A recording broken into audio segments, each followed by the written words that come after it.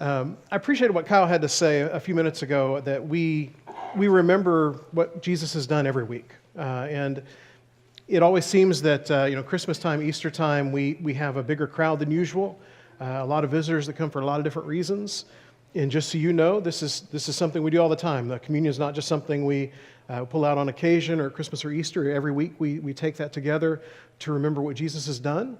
But I like to talk about the resurrection at Easter time because everybody else is, and it seems kind of silly to me to not. So usually the rhythm of what we do here is kind of at the holidays in December, we'll get into the birth of Christ and a new gospel and work our way to the resurrection around this time. Last time, we were looking at the the crucifixion of Jesus and the trial and the arrest, and we're going to pick up at the end of that section, toward the end of chapter 15, with his burial. And if one of you kind guys at the sound booth could, that TV is not on. If you could turn that on, that would be great. So I'll read from over here. Oh, that's the end of the sermon. That's no good. Everyone's come as we stand and sing. It's the quickest sermon ever. I don't even know how I did that. I'll let you put me on the first slide because I'll mess it up. Am I good? Okay, here we go. Wow. That doesn't usually happen either. Okay. Mark 15, starting in verse 42. When evening had come, and I want you as we read through these verses in Mark 15 to notice the words of finality that come. Long ago when I was in college, I took a class called Intro to Christian Ministry. I still remember it was Bible 420. It was a senior level class, and it was the class was referred to as, I'm trying to remember how they say it, the marrying and burying class. We learned how to do all the practical ministry things that ministers do, and then there was some emphasis put on doing weddings and funerals and things like that. And one of the things they taught us in that class when it came to funerals was to try to stay away from the words that hit really hard. And so when you do a funeral, if you're going to talk about dying and things like that, you want to kind of soften it as you can and space a little bit between that. And all stuff, by the way, you've probably never thought about, and now you'll analyze every funeral you go to like I do. But as we go through this, there are a lot of those kinds of words that as you're living this out and considering the story, it really hits hard of just what has just happened.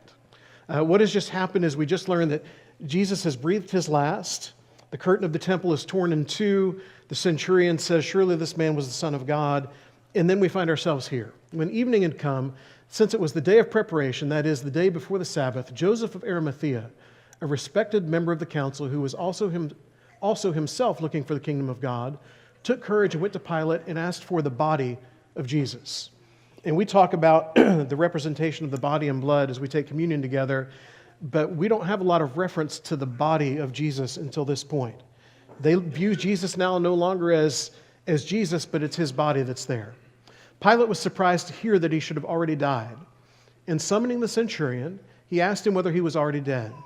And when he had learned from the centurion that he was dead, he granted the corpse to Joseph.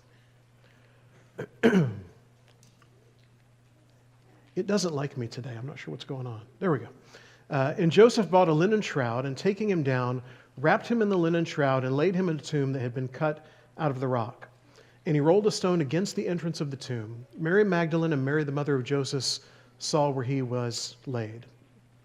Everything at this point seems final. And it's hard for us, especially on Easter Sunday in our culture, to think of this death of Jesus as final because we're here to celebrate something that comes after. But if you could imagine for a minute what it would be like for these people, for these who, as we learned about his betrayal and arrest a week ago, for those who ran and scattered because they were afraid. For Peter, who said he would never deny him. He would go with him to the death and then denies him 3 times. And then we see just these few that are kind of watching from a distance, kind of nearby, and all of them thinking of death and the body and the corpse and laying him in the tomb. It all just seems so final. I cannot imagine how discouraged they must have felt in this moment. I don't think it's a coincidence that Jet was talking about the valley of the shadow of death this morning in the auditorium class if you were in here. This would have been one of those kinds of moments where it seemed like along the way you have watched Jesus do so many amazing things, teach so many things in a way that have opened your eyes to see them in a different way. You thought that he was just beyond death, that this wouldn't be a thing that could happen, and then you have seen it all crumble within the last hours. And now he is dead, and he is in that tomb, and they're probably feeling maybe a little hopeless, maybe a little unsure of what to do next, fearful, any number of things. Chapter 16 and verse 1 says, "When the Sabbath was past, Mary Magdalene, Mary the mother of James, and Salome brought spices that they might go and anoint him." So they had a process in their day and time of once someone had died, once someone had gone into the tomb, what they would do. Some of this is delayed because of the time of the Sabbath, but they are going to continue this preparation of the body for what they assume is the rest of time, where this body will be there. Verse 2 and 3 says, "Very early on the first day of the week, when the sun had risen, they went out to the tomb, and they were saying to one another, 'Who will roll away the stone for us from the entrance of the tomb?'" Their thinking has already moved on. They're already in this process of all of the logistics of what has to happen now. Jesus had this plan that we were all on board with, and we all thought was going to be so different. And probably for a lot of them, they thought this is going to involve the overthrow of Rome, and the Jews will be back in charge, and whatever they may have envisioned, this was not it. And so now that he is gone in their minds, they have to carry on. They have to do the things you do when someone has died. So they are doing all of the funeral prep. How many people are going to be there for the meal? What are we going to do when we get there? And when we get there, what are we going to do about the stone? And if you've seen pictures and images of what this stone may have looked like, this would have been a pretty big task for them. And they may have been thinking, we probably should have brought somebody else with us to help with this. Their thinking is already moving on to the next steps of where they go and what they do. And Jesus is something that is past tense for them now. Continuing in verse 4, it says, "Looking up, they saw that the stone had been rolled back. It was very large." So have you ever found yourself walking along and you just encounter something that was not the thing you thought you would encounter at all, and it just completely takes you off guard? I would imagine a lot of people got up this morning when there was light here in Ada and thought to themselves, I'm not sure what I'm going to see when I open the door and look out. We were in our shelter last night. We actually went down in there. It's one of those ones in the garage. And I would look out, and we just power flickered a little bit but stayed on. And I was always happy to look out and still see garage as I would look out the little crack in the top of the shelter there. For a lot of people getting up this morning, they didn't know what they would find when they looked out there. I remember vividly, and I think I've told you guys about this before, we had a hurricane when I was a kid in Mobile. I was 6 years old. And I remember getting up the next day wondering what sort of damage there would be. And we used to have a storage shed, and we didn't anymore. And there was the spot where it was, and it was gone, which was great because there was no cleanup. But anyhow, it's all gone. It wasn't what I expected at all. They come to the tomb anticipating what they will find. And I think, by the way, that throughout history, people have come to Jesus with an anticipation of one thing or another. What they think this will be like, what they think it will not be like. People have come to church with the idea of it's going to be this or it's not going to be this. One of the reasons, by the way, I talk about resurrection today is I think a lot of people who visit come expecting to hear about resurrection today. So they approach the tomb, and they find the stone already rolled away. So the first problem they've been worrying about, it's not a problem anymore. Verse 5 says, "Entering the tomb, they saw a young man sitting on the right side, dressed in a white robe, and they were alarmed." Understatement of understatement. Could you imagine? You go to the tomb with the anticipation of something, and what you're not anticipating is, here's a guy sitting here, just casual. Doesn't seem like anything big is going on. And here he is, and they're alarmed. They don't know quite what to make of it. And he said to them, "Do not be alarmed." So he knows, maybe the supernatural side, maybe the look on their faces probably that shows alarm. Don't be alarmed. You seek Jesus of Nazareth. And if there's one piece of this that we can take, I hope maybe it's this statement today. You seek Jesus of Nazareth. That is the thing that we should still be doing. And we know, because of what we're about to learn here in a moment, we're not going to find him in a tomb. I've not been to the Holy Lands yet. I hope to go at some point. I have said for probably 30 years now, if it ever calms down over there, maybe I'll go. And it still hasn't, so I don't know. But what I have been told by my friends who have been is, if you go, depending on the tour guide you find or the people you talk to, they will give you different impressions of where the tomb is. And there are some that are just convinced the tomb is here, and some that are convinced it's here, and some that are convinced it's here. And I think all three of those are convinced, because if you're making money for tours of 3 tombs instead of 1, that's a much better business plan. But whichever one it is, what you will find in common in the 3 main ones is there's nobody there. Other than the tourists, other than the empty spot, there is not a Jesus who is there. And from the other Gospels, we get a lot more insight into this, that they were very concerned about the idea of the body disappearing, because they thought, people are going to start rumors that he actually has risen like he said he was going to do. So we're going to seal the tomb, and we're going to guard the tomb, and we're going to have this large stone in front of the tomb, and there's going to be a seal in front of it. We're going to make sure that he stays there. And he didn't. So they go and they seek Jesus, who was crucified. He has risen. He is not here. And if you think they were shocked before, the one that they have come so sure that he would be there that they brought the things they would need to prepare the body. He is not here. He is risen. See the place where they laid him. You seek Jesus. And the Jesus they thought they anticipated to find in a tomb. But the Jesus we seek today is a Jesus that we know is not there. He has risen. He is not where he was. You seek him. He is risen. And then that just small word in the midst of that verse, see. This is not something you have to take the word on. This is not something you have to trust him on.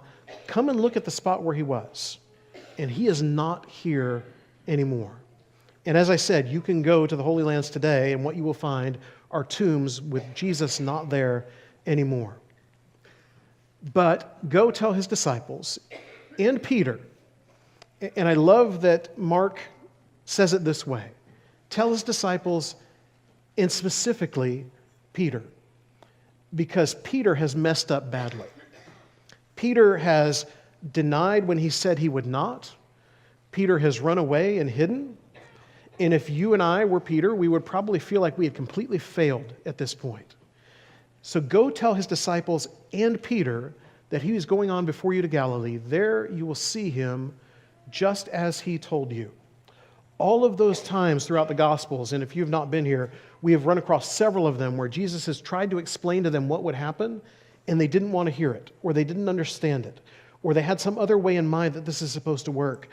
But he is doing things just as he said that he would do. So go and tell. And again, for us, we have the same task that those women at the tomb had. We are supposed to be people who know this story and know the fact that the tomb is empty, and we are going to go and tell others about it. And yet, so often, we kind of fail at that job. I don't know if you're like me, if you're online on social media or any of those things, especially here in Ada yesterday. I found myself, once I was out of the shelter, on Facebook trying to figure out what happened. I'm trying, what got destroyed, what's okay, what's not. And there were so many people either asking or explaining what had happened within just minutes after it had all happened. They couldn't wait to go out and tell someone what it is that they had seen, what it is they had experienced. And for us as Christians, we are called on to go and tell this story. We are called on, like these women were, to go and tell others that our Savior is risen. And they went out and fled from the tomb, for trembling and astonishment had seized them, and they said nothing to anyone, for they were afraid. So their reaction, they are trembling. Now, I sat mildly frightened in my shelter last night, also trying to keep the dog from barking too much and driving us crazy. I was not trembling. Now, if I had looked out at some point and not seen garage anymore, and just seen darkness, may have been some trembling that came my way. Astonishment. Can you imagine going to that tomb, expecting to find a body, and instead having a conversation with whoever it is that's there? And then fear. What does this all mean? And it's the unknown, isn't it? And for so many of us, even today, we don't experience what we see here in Mark 16, but there is something about the Christian walk that can be unsettling at times. We don't know what to expect. We don't know how people will react. We don't know, as the world around us seems to change and become less godly, how do we fit into that? And what do we do and how do we live? They are fearful to the point that they've forgotten the thing they were just told, which is go and tell. And they eventually will, but right here, they're not saying anything yet. So for us, what difference does the resurrection make? You've heard the story before. You know it, and maybe some of you wrestle with it and exactly how it works. The world around us definitely wrestles with it. You will find people that think this is a fairy tale. You will find people that think it's ridiculous that we are here at all. Those of us who are here all the time, or even if you're just visiting today because it's Easter, they will think you have wasted this hour, and this is not a place that you need to bother your time. What difference does it make to us today? And I believe Paul answers that question pretty clearly for us in 1 Corinthians 15. I'd encourage you, by the way, this afternoon, if you'd like to read something and kind of continue in this story, read the whole chapter of 1 Corinthians 15. It's not that long. You'll probably knock it out in 5 minutes. But you will find a lot there about the resurrection. We're going to hit a few of the high points. In verses 1 and 2, he says, "Now I would remind you, brothers, of the gospel I preached to you, which you received, in which you stand, and by which you are being saved, if you hold fast to the word I preached to you, unless you believed in vain." So first of all, what difference does the resurrection make? It is where we stand. It is, and when you think about the idea of where you're going to stand, it is something that is solid ground. It is foundational to who we are and what we do. The resurrection is the biggest thing when it comes to our faith. Because if it's not real, then none of the rest of it is real. Jesus died and was buried and rose. And that is the gospel on which we stand. It also is how God chose to save. If you had tried to have me sit down and write a story of how this was going to work, I would never have come up with the plan that God came up with. And yet God sent his Son, who was part of the community, the Trinity, the Godhead in which he existed throughout all of time, sent his Son here to live the life that which he lived, to be on trial, and as Kyle said, to have people yelling out for a murderer to be released instead of him, and then to be killed and buried and rise again. And God chose to save us through this. Verses 3 through 5, he said, "For I delivered to you as of first importance what I also received, that Christ died for our sins in accordance with the Scriptures, that he was buried, that he was raised on the third day in accordance with the Scriptures, and that he appeared to Cephas, and then to the 12. Then he appeared to more than 500 brothers at one time, most of whom are still alive, though some have fallen asleep. Then he appeared to James, and then to all the apostles. Last of all, as to one untimely born, he appeared also to me." It is witnessed. This is not something where the only word we have to rely on is whoever the guy in white in the tomb was that talked to these 3 women at first. It is over and over again, people witness Jesus, and he is once again walking on the earth. This is a historical fact. There is a reason why all of those tombs are empty. So when someone in the world around you mocks you and laughs at you and says, "I cannot believe that you believe that Jesus rose from the dead," know that you can rely on the witnesses who said that he did. Know that when people even begin to say that Jesus wasn't even real, there is so much historic documentation of that the idea that he was not real is the craziest thought you've ever heard. But the resurrection, attested to by all of these people, how many of these people would have gone back on this story if it was not true?